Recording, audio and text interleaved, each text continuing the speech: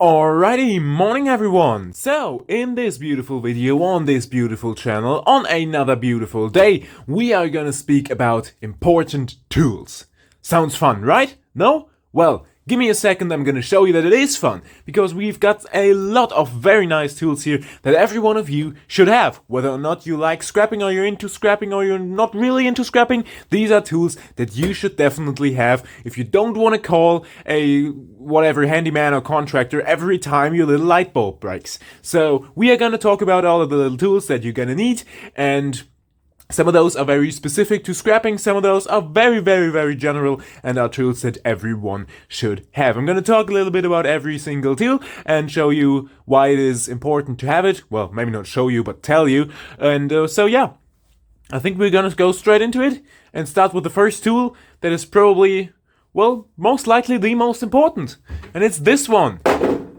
This, for those of you who don't know, which is very unlikely that anyone doesn't know what that is, but anyways, this is a hammer, right? Yeah, think so. So, a hammer is obviously very useful for hammering things, usually into other things, but you can also use it to hammer them out of other things, which would be the case when you're scrapping, usually at least. So, a hammer is obviously very useful because it can increase the amount of force you can put onto a specific object by a great multitude. And I would reckon that a hammer with a blunt and a, well, sharp side, nothing on a hammer is really sharp, but a hammer like this with a blunt and a sharp side would be the most useful for A, scrapping, and B, just your usual home working stuff, whatever. And it should preferably be a little bit more heavy than this one. This one is like, I think, 800 grams. That's a little on the light side. You know, you should probably aim for approximately 1.5 to 2 kilos, which would be like, I don't know, maybe 3 pounds? Let's just say 3 pounds. I think that's a pretty good weight, unless you don't really have the maybe physical capability of swinging a hammer that weight for a longer period of time. In that case, go with a lighter one. But besides that, I would say that a heavier hammer is usually more useful because you can also use a heavier hammer for a little bit more tedious work. And so yeah, I think generally a bit heavier hammer is gonna get you where you wanna be most of the time. And excuse the lighting change, the sun just went away, so yeah, that's a thing I guess. So yeah, very good tool, a hammer. Everyone needs that, doesn't matter if you're into scrapping or not. If you're into scrapping, get a more heavier hammer over a lighter one because, well, scrapping just usually requires a lot of applied force, let's just call it that. The next tool, or well, selection of tools I should rather say, is a ratchet set. You need one of those. It's very important to have one of those, not only for scrapping, no, but for basically every aspect of life. Something like this is very important for, as I said, every aspect of life. Well, it probably won't fix your marriage, but that is not really a thing that you should worry about anyways if you're here on YouTube watching tool reviews. So this is very important if you're scrapping, if you're just someone that works at home on general stuff. And so I would recommend you get a good quality one. It doesn't have to be as high quality as this one. I think this one is like $300. You don't really need to go that high end, but I like to buy very quality tools. I save up for them for quite some time, yes, but you know, I'm then gonna have something that actually lasts me a lifetime. You might have seen one of my smaller ratchet sets that I sometimes use in my videos. And that ratchet set was actually inherited from my grandpa to me. And that's probably like, I think it's 40 years old, something like that. And so it really lasts a long time. It's from the same brand. You don't have to buy something like that. But I'm just going to show you what you should look out for. It should obviously have a ratchet. A ratchet set without a ratchet would kind of suck, and it would also be useful if you've got a pretty high amount of sockets in general. It doesn't really matter if they are hardened steel or chrome plated because you're not really gonna put that much force on them anyways with just your normal hand ratchet. If you're using them on an impact drill, for example, then you should probably go for the hardened ones, but for this it's totally fine to get those. You should also have a lot of like attachment and extensions because you're probably going to want to reach some tight places at some point, and if you don't have it, you're just not going to do that. So yeah, that's also a thing that you should probably most likely take care of. Something like this would also work really well if you are working on cars a lot, maybe on your own car, maybe on some friends' cars, whatever. Something like this is also very useful for that. I've used it on well, not my car, I don't own a car, but on a car from one of my family members a lot, and it works really, really well. It might look like this is still very new, but I clean it very, very thoroughly every time I use it, which is also something you should do with quality tools, because otherwise it doesn't matter the quality, they are gonna break at some point. So take care of your tools, that's all I'm saying, and this is pretty much it as far as the Ratchet set goes. The next tool you should have is a good, solid pair of side cutters. It has to be, like, this is the only tool really where I would say it needs to be extremely good quality. The best quality that you can possibly get anywhere. Why? Because a pair of side cutters, especially when you're scrapping, is gonna be the tool that you're gonna use the absolute most. At least for my scrapping journey, which has been going on for years and years and years and years and years, a pair of side cutters is what I have in all of my jacket. A pair of side cutters was what I take everywhere and what I use basically pretty much multiple times every single day.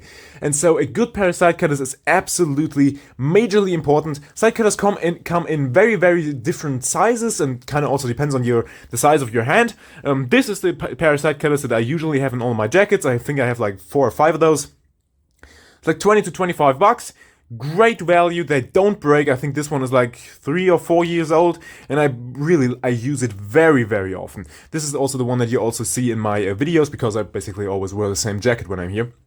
So, very good tool, very, very solid, and does not break. It really doesn't. It's bulletproof almost. You shouldn't hammer on it. I've seen some people use a hammer to hammer the side of a side cutter. It's gonna break at some point, people. It's a very sturdy tool, but it's not used. Well, it's not meant to be used with some sort of hammering whatever. So don't do that. As I said, side cutters come in many different sizes. From the brand that I'm using, which is Knipex.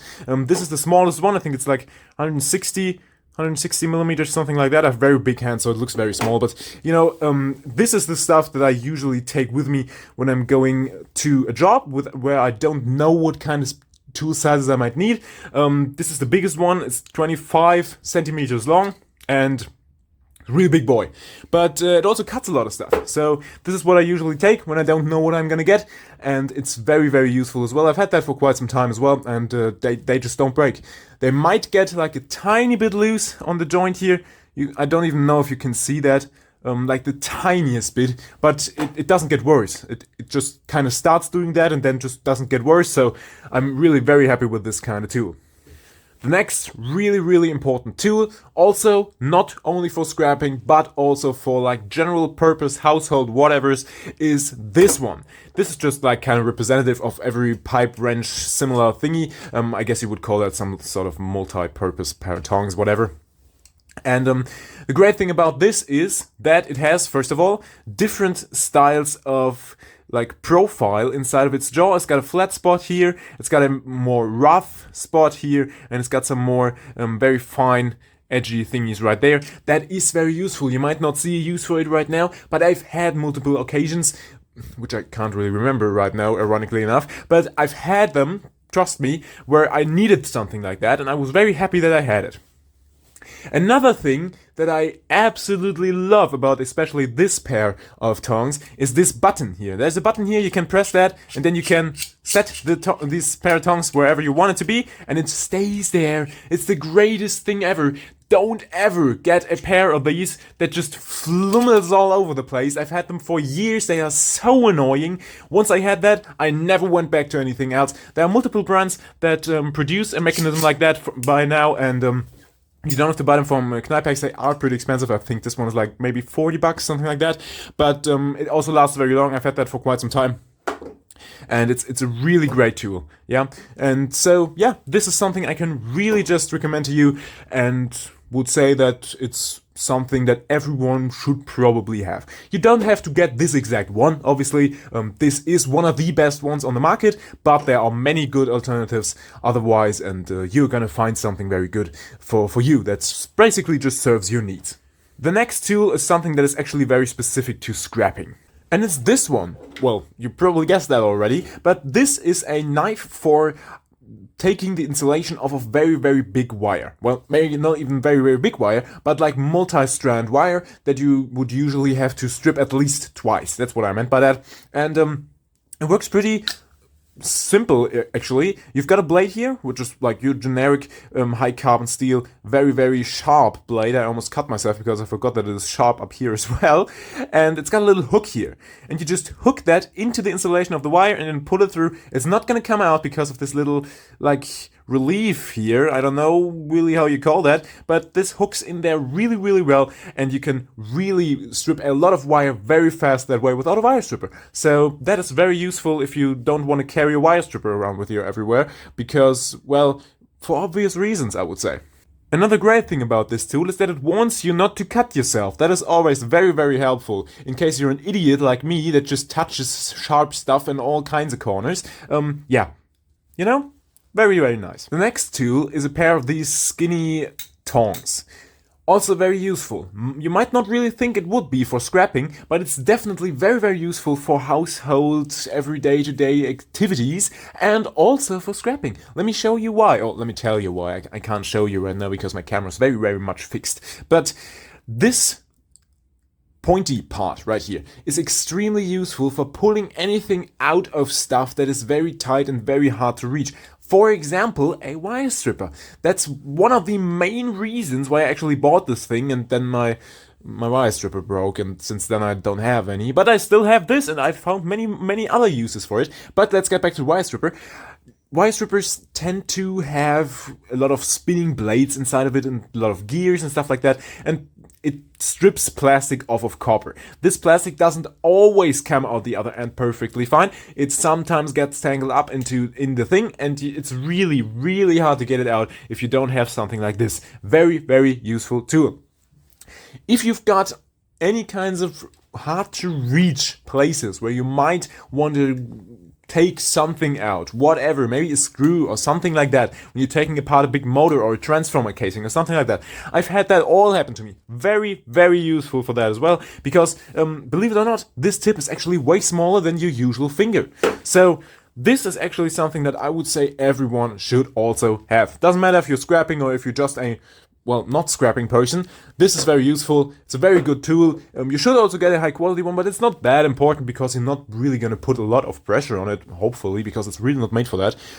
So you can get a more budget friendly one, but yeah, I kind of went with the tool brand that I always go with. So yeah, that's that. Almost forgot to tell you, it obviously also has a blade. So if you want to cut wire or something like that, you can do that as well. Just remember that it's a very skinny pair of tongs, and you don't really want to overdo it because otherwise you're going to break it. So yeah, let's move on. The next tool is also very specific to scrapping, and it's this, which is one of the tools that I use the absolute most when I'm buying scrap from people, or wires in this case from people. This is a wire cutter, a handheld wire cutter, not a big one that I usually use in my videos because this thing is very expensive and I didn't really want to put it into my top 10 tools, or well, whatever, how many tools we are talking about today, because stuff like that, everything has to be accessible at some point. And a big pair of wire cutters, you're just not going to get a cheap one. And if you get a cheap one, it's going to be shit. So yeah, this one, handheld wire cutter, is pretty good. You can pick that up for like 30-35 bucks. This one was 45 bucks, but that's because it's spring-loaded. And trust me, people, if you've once had a spring-loaded tool, you never want anything else again. It saves so much time, so much annoyance, just having it spring-loaded. It's so nice. You can cut it so fast. This one, it might not even look like that, but this is actually very, very good for cutting wire. I'm just gonna take a quick piece of wire here, and we're gonna cut that because, well, it's gonna be very easy, as you can see. There we go. And this is thick wire, this is not like your thin stuff, this is heavy duty wire, and it cut through that like butter. So if you don't have something like that and you're scrapping, you're doing a lot of wires, get it. It saves your hand a lot of longevity, because my hand was extremely in agonizing pain before I've got stuff like that. I used to cut wires with a pair of side cutters, a small one, like I showed you before, like a 160mm one.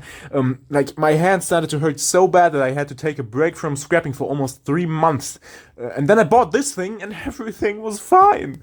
So please, if you do a lot of wires, get something like that. It's so worth it. if you're using stuff like that, I don't think I really have to tell you that, but don't use it on steel, okay? It's a thin blade. It's not like a piece of side cutters, you know? It's not like a pair of side cutters. You can't cut steel with that. It's just gonna break. It's a hardened steel blade. If you cut anything that's very hard with it, it's gonna snap.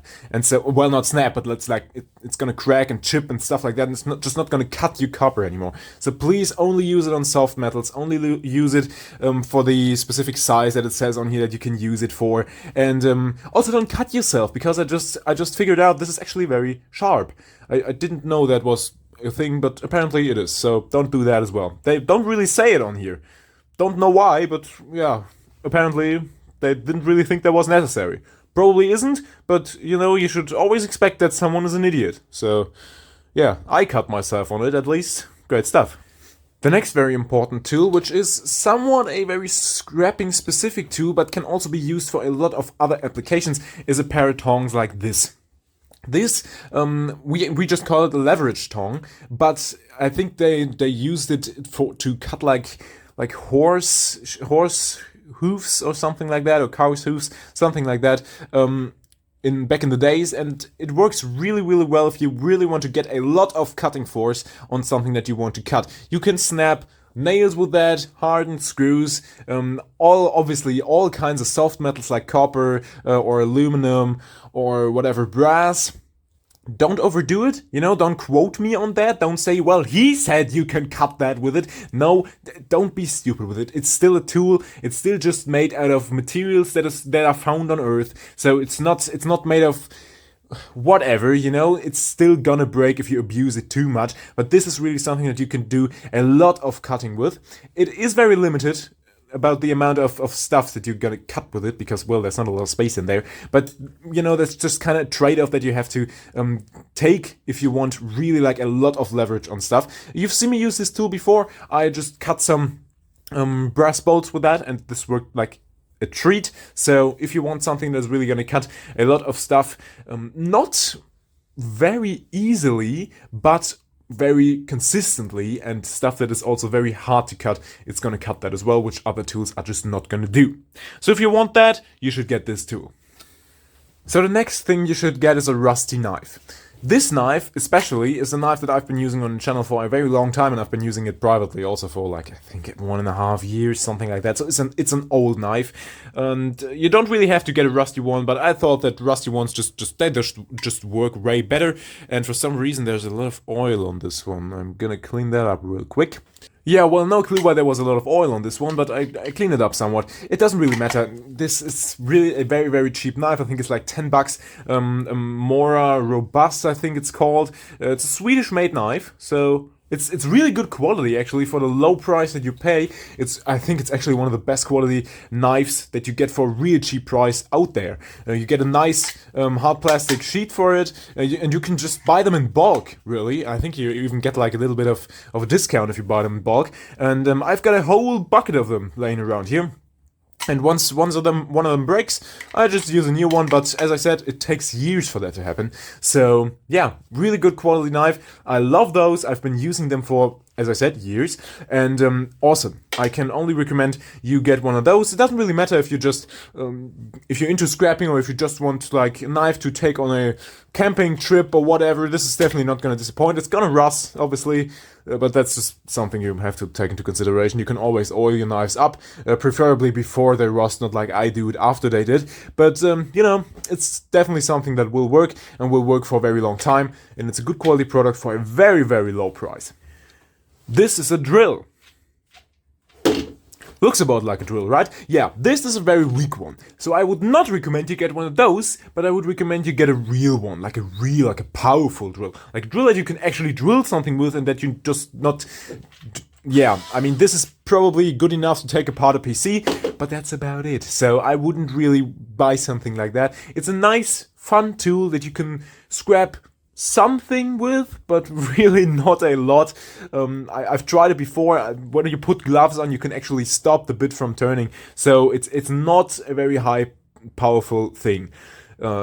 Especially not when it's low on battery. It really loses power really quickly. I don't think you can actually stop it when the battery is full, but it's not a very powerful thing. The nice thing about it, and that's why I also use it on the channel a lot, is it has a magazine of bits. So I don't have to carry my bits around. That's nice. You just pull this back and then you can choose your bit. There we go. We'll pull that out. Yeah, and we've got a Phillips screw. Nice. But, you know, that is useful. That is really useful, and I wish they would do something like that with the more powerful drill. I think you've seen my other drill, my Metabo drill, that I use on at my other place. You know, I've got two places. This is my kind of like fun and toy and play place, and the other place is where I actually make my money. And if you had that drill with a magazine like that, would be the perfect tool. I would really love that. Because bits is something that I lose all the time, and I think everyone kind of does, because they are absolutely tiny and they just fling around everywhere. So, yeah, not a very nice thing, but I think a drill is really something that everyone should have. Doesn't matter if you're into scrapping or not, a good drill is something that everyone should have. There are a lot of good brands of drills that you can buy, be it like DeWalt, whatever, Milwaukee, Bosch like this one, or Metabo like my other drill that I have at my other place. Metabo kind of like has two different brands, one for US and one for like Europe. They look completely different and they are completely different tools, but they have the same name, and I think they are both really good quality tools. So you can buy stuff like that. Also Ryobi, I think, makes good budget-friendly tools. And so, yeah, just choose one of those. It doesn't really have to be anything fancy, but it has to be something that is actually going to get the job done. So, yeah, that's that. And the last tool that I've got for you was actually in the frame the entire time, and it's a very good vise. You need a very good vise. Well, especially for scrapping, but also if you're not scrapping, you would need a vise too. At some point, you're gonna need it, believe me. Because if you don't have it and you need it, you're definitely gonna have to call a contractor, because there's just no way to get what a vise does without having a vise. So you have to have one. You don't have to have a good, like, massive one like this one. Just like not that massive, but you know, it's a very decent sized vise, and it weighs like 35 kilos. You don't need that, you know. You can get a very good quality, like decent quality one that is like smaller a little bit, and it's gonna do the same thing. I bought this one specifically because it's not cast iron, it's actually steel. It's a solid steel vise. It's very rare to find that. You can really tell very easily because it's got welds. A cast iron vise obviously doesn't have welds because you can't weld cast iron. Or can you? Or maybe you can, but it's not very easy, and cast iron is usually, well, cast and not welded. So this is definitely solid steel vise. Solid steel, obviously way more durable than cast iron. It doesn't crack, like at all, it only bends. So if you bend your vise, it's useful, it's useless anyways. But if you crack a cast iron vise, that's pretty much it for the poor thing. So you really don't want that to happen. I think you can repair it, but it's very, very difficult. And I certainly don't know how to do that. So steel vise, that's the go for me. And for you, you can also get a cast iron vise, but be sure that you really take care of what you need the vise for. If you know that you're gonna do a lot of hammering on it, don't get a small cast iron vise. It's gonna break. Like, cast iron is a very brittle material, it's a very strong material, but only to a certain degree. And if you push it beyond that, it's gonna shatter, so don't do that. It basically is the same thing that I've said about all the tools. Don't be stupid on them. They are gonna break at some point. It doesn't matter how good of a quality tool they are, you're gonna manage to break it if you really try. So just be a little bit more smart, don't destroy your tools. That's pretty much it. And, you know, I've done that multiple times. I obviously always destroy something because I'm stupid and I want to get my job done or whatever. That happens to me too. I'm not saying that I'm not stupid. But, you know, you can't really blame that on anyone if you do that, you know? I've seen multiple people that say, my goodness, that tool is so crap, it broke like... My pair of side cutters broke because I used only a 10 kilo sledgehammer on it. What? Like... Fine, yeah, it's gonna break, but, like, that's your problem. Oh, people are brilliant sometimes, absolutely brilliant. Alrighty, so that's the end of this video. I hope you might have figured out something new about any of these tools, or it might have given you some idea of what tools you might still want to consider buying for your scrapping journey, whatever, or just for basically doing all kinds of stuff around the house, and if you go somewhere else, which is not the house. So yeah, it's also going to work outside of your house. It's just not...